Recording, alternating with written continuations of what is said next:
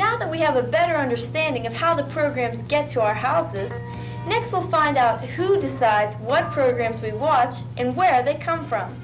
Every day of the week for at least 22 hours a day, the local television station supplies us with different types of programs. These programs cover a variety of subjects that supply entertainment and information to the different needs and tastes of the TV viewing audience. But where do the programs come from, and why are the programs shown at the time they are? Doug Parker, WTAJ TV's program director. You picked a good time to ask that question. I just happen to be looking at a show from CBS right now. In fact, it's a new children's show that they're thinking about putting on the air. They let us know in advance what they're going to be doing, and we can take a look at it, as you can see here. This one looks pretty good. I imagine this will probably run at 4 o'clock in the afternoon. Other CBS programs that we usually run, for example, you're most familiar with, are 8 to 11 p.m., which is also known as prime time. CBS also programs the soap operas. Maybe some of you are soap opera fans. And some early morning programming, too, the morning news and Captain Kangaroo. And why are the programs shown when they are? Well, it depends on when people are available, or when we or the network thinks different types, different age groups of people are watching television. Early in the morning, before people go to work, the network will program for older viewers, people that they figure are on their way to work and are very busy.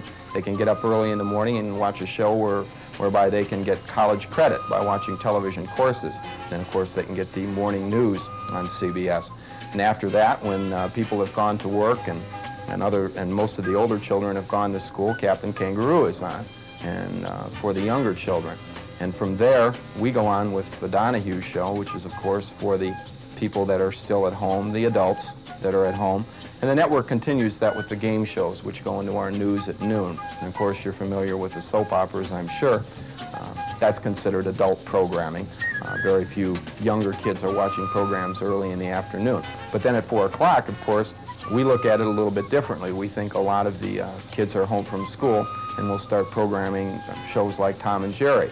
After that, some older people start to become a part of the audience, and then we have a show that children can enjoy, but adults can too, and that would be Happy Days.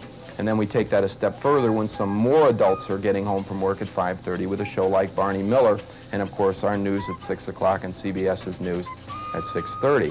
And then at 7 o'clock, you program shows more or less for all tastes. You have children watching, you have adults, and so forth. And I think when you watch the network programming through 8 to 11 in the evening, you'll find pretty much the same thing.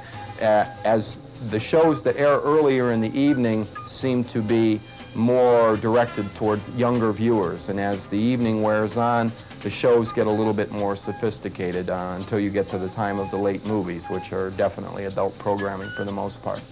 And we do quite a bit of local programming here. You're probably most familiar with our Action News. But after I get through looking at this CBS tape, I'll be taking a look at some local children's show, a local children's show that we've been taping.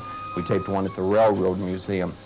Other shows that we do locally, the John Riley Show, Action News for Kids, Lickety Split, which you're watching right now, and another show, of course, that I've already mentioned is Views from Up Here.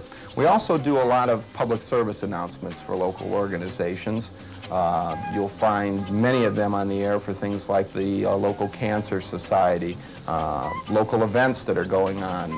The program manager has to talk to the people in the community, not only to find out what kind of shows they enjoy watching, but also to determine what kind of local shows we should be producing. And a lot of what we do is taken downstairs to the news department so they can determine what news stories should be covered. What are the most important issues in our area?